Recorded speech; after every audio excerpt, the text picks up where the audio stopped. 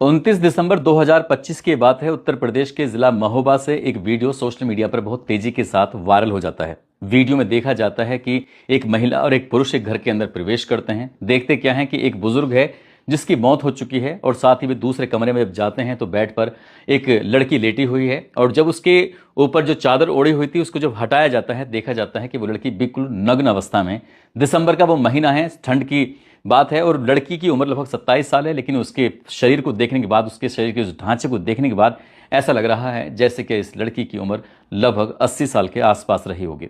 जब इस कहानी के बाद सोशल मीडिया पर कुछ मैसेज चलने लगते हैं तो सीधे सीधे एक मैसेज चलने लगता है कि घर में एक नौकर भी रहता है, एक नौकरानी भी रहती है। नौकर और नौकरानी ने ना अपने मालिक को, ना ही मालिक की बेटी को समय पर खाना दिया, ना कुछ दिया।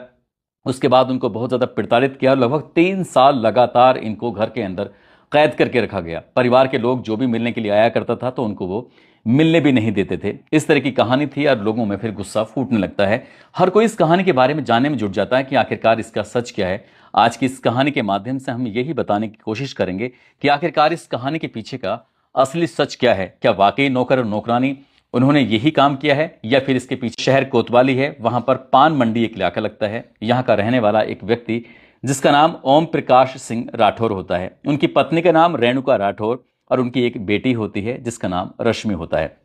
ये परिवार में 3 लोग हैं और ओम प्रकाश सिंह राठौर वो रेलवे में सीनियर क्लर्क के पद पर तैनात होते हैं। जिंदगी इनकी ठीक ठाक चल रही थी, लेकिन जो उनकी बेटी है वो थोड़ी मंदबुद्धि है, लेकिन वो अपनी बेटी को बहुत ज़्यादा बेइंतहा प्यार करते हैं। उसके बिना हर छोटी से छोटी बात जानने की कोशिश करते हैं कि बेटी कैसी है, कैसी नहीं है।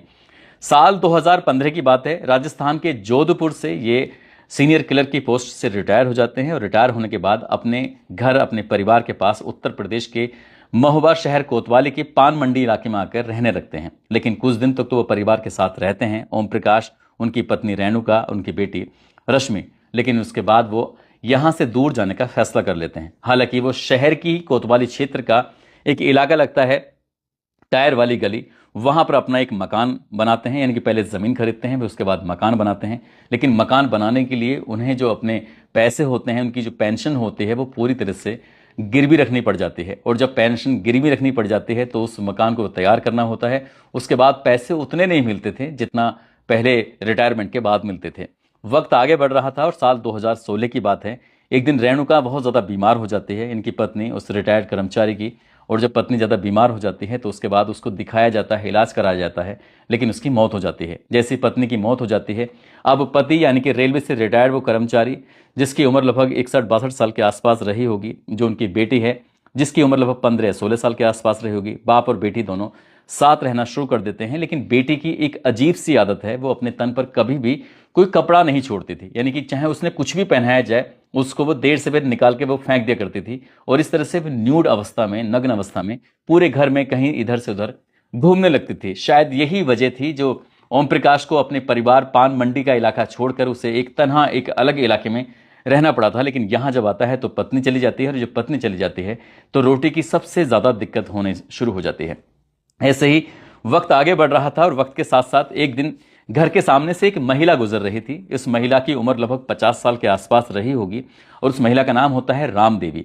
राम देवी, जो कि पास का ही एक गांव होता है, चरखारी की रहने वाली होती है। उससे पूछा जाता है, ओम प्रकाश पूछता है कि मैं अक्सर तुम्हें इस कॉलोनी में देखता हूं, मोहल्ले में देखता हूं, तुम क्या काम करती हो, तुम्हारा घर कहां पर, तुम कहां रहती हो।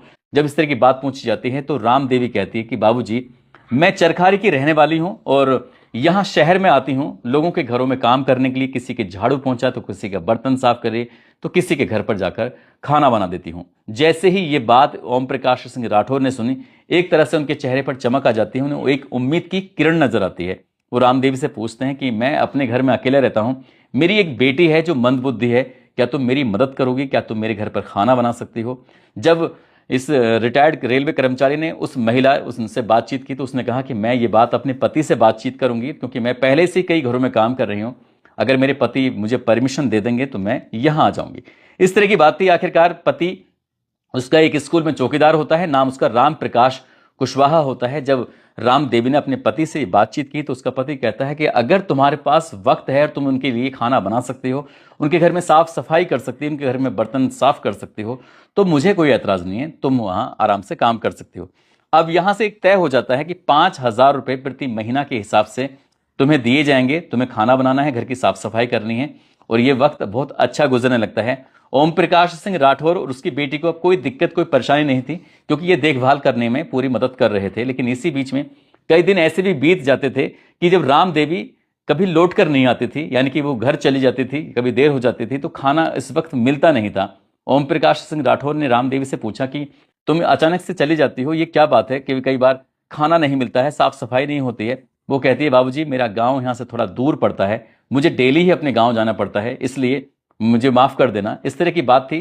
ओम प्रकाश सिंह के दिमाग में एक ख्याल आता है कि क्यों ना इसे अपने घर में ही जगह दे दी जाए, यहां रहेगी तो घर में काम आसानी से कर सकती है, कोई दिक्कत कोई परेशानी भी नहीं होगी।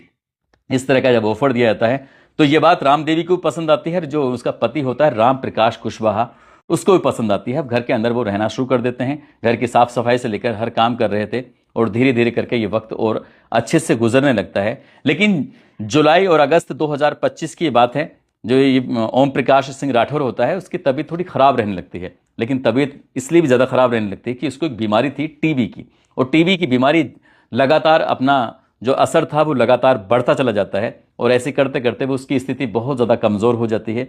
और ये जो मकान बनाया था वो पूरी की पूरी पेंशन गिरवी रखने के बाद बनाया था। अब ऐसी स्थिति में जो पेंशन को लाने के लिए खुद ओम प्रकाश को बैंक जाना पड़ता था, लेकिन वो जब से बैंक जाने की स्थिति में रहा ही नहीं तो पेंशन मिलनी भी बंद हो जाती है।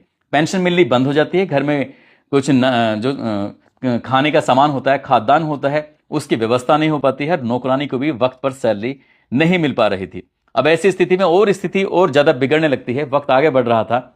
तब कई बार जाकर उस नौकर ने जाकर उसके छोटे भाई से रिक्वेस्ट की कि उनकी स्थिति बहुत ज़्यादा ख़राब है, आप उनका इलाज करवा लीजिए। उनको पेंशन भी नहीं मिल पा रही है, लेकिन पेंशन की जो मात्रा थी वो पहले से ही कम थी, क्योंकि ज़्यादातर पैसे तो वो निकाल चुका था, उसी से उसने अपना प्लॉट बनाया था, अपना घर बनाया था, उसी में वो रह रहे थे। ये तारीख है 20-21 दिसंबर 2025 को, जब हालत ज़्यादा खराब हो जाती है। नौकरानी जाकर उनसे, अपने छोटे भाई से मदद मांगते हैं, जाकर कहते हैं कि बाबूजी की तबीयत खराब है, उनका इलाज करा दीजिए। तो वो उतना सुनते नहीं है। लेकिन 27 दिसंबर 2025 को अचानक से वो घर में एंट्री करते हैं, और जब एंट्री करते हैं यहाँ आने के बाद देखते क्या है, वो वीडियो बनाना शुरू कर देते हैं। उस वक्त ओम प्रकाश सिंह राठौर की स्थिति कुछ ज़्यादा ही खराब थी। जब ज़्यादा खराब थी वो बेड पर पड़े हुए थे, वो दूसरे कमरे में जाते हैं, पति और पत्नी, और जाकर वहाँ वीडियो बनाना शुरू कर देते हैं। बेटी की पुरानी ही आदत थी बिना कपड़ों के रहने की, और वो इस सर्दी में भी एक छोटी सी हल्की सी चादर थी, उस चादर में उसने अपने आप को समेटा हुआ था। 27 साल जिसकी उम्र हो, उसको वक्त पर खाना भी ना मिल रहा हो, पिता की पेंशन आनी बंद हो चुकी थी 5-6 महीने से, ऐसा बताया जाता है। उसके बाद फिर उस लड़की की क्या हालत रही होगी। नौकरानी ही जो पैसे वैसे इकट्ठे हो रहे थे इधर उधर से, वो अपनी तरफ से ये इंतजाम कर रहे थे। जितना वो कर पाते थे उतना कर दिया करते थे, और जितना नहीं हो पाता था, ऐसी स्थिति में जो लड़की थी उसको भी ठीक से खाना नहीं मिल पा रहा था। यही कारण था कि उसका शरीर अब कंकाल जैसा रूप धारण कर चुका था। शरीर में सिर्फ हड्डियां बची थी, ढांचा बचा था, और कुछ नहीं था। यही कारण था वो लड़की 27 साल की अब 80 साल जैसी बुजुर्ग महिला से दिखने लगती है।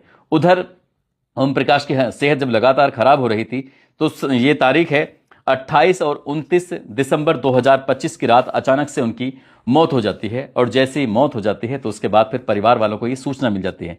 परिवार वाले आते हैं और बस रोना धोना शुरू कर देते हैं, और जो उन्होंने वीडियो बनाया था उस वीडियो को सोशल मीडिया पर वो तेजी के साथ वायरल कर देते हैं कि नौकर और नौकरानी ने जो अपने मालिक हैं और मालिक की बेटी को लगभग 3 या 4 साल तक बंधक बना के रखा, उनको ना खाना दिया, उनके साथ कुछ भी अच्छा सलूक नहीं किया, और उनके मकान पर कब्जा करने की इस तरह से एक नियत रखी।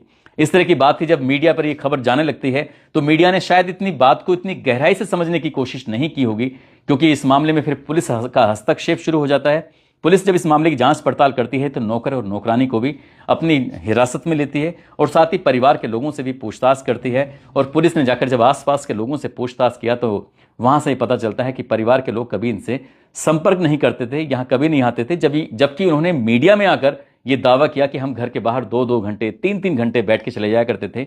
नौकर और नौकरानी मुख्य द्वार पर ताला लगाते थे, और वो कहते थे कि हम बाजार हैं, लेकिन कभी मिलने नहीं दिया जाता था। लेकिन परिवार के लोगों से जब ये पूछा जाता है कि तुमने पुलिस का सहारा क्यों नहीं लिया, तुमने 112 नंबर पर कॉल करके ये बात क्यों नहीं बताई कि नौकर और नौकरानी तुम्हारे भैया और तुम्हारी भतीजी को इस तरह से टॉर्चर कर रहे हैं, तो शायद इस बात पर वो खामोशी साध जाते हैं। पुलिस ने इस मामले की और जांच पड़ताल की तो ये पता चलता है कि ये मरने से पहले ओम प्रकाश सिंह राठौर ने अपने घर की एक रजिस्टर्ड वसीयत कराई थी। रजिस्टर्ड वसीयत में बेटी जो मंदबुद्धि होती है, रश्मि जिसका नाम होता है, उसके नाम से आप 50% की आधी संपत्ति, आधा घर उसके नाम कर जाते हैं और आधा घर वो नौकरानी के नाम कर जाते हैं, क्योंकि नौकरानी लगभग 8 या 9 साल के आसपास से उनकी सेवा कर रही थी और उनकी खिदमत कर रही थी। और इसी बात को देखते हुए, शायद इसी बात से खुश होते हुए कि हाँ, ये लालच शायद उन्होंने दिया होगा कि ये मेरी पूरी खिदमत करेंगे, और यही बात है कि वो 7, 8, 9 साल लगातार इस तरह से साथ रहते हैं। और उस वसीयत में ऐसा भी लिखा गया है, ऐसा दावा किया गया है। मेरी पुलिस के एक बड़े अधिकारी से बातचीत हुई थी।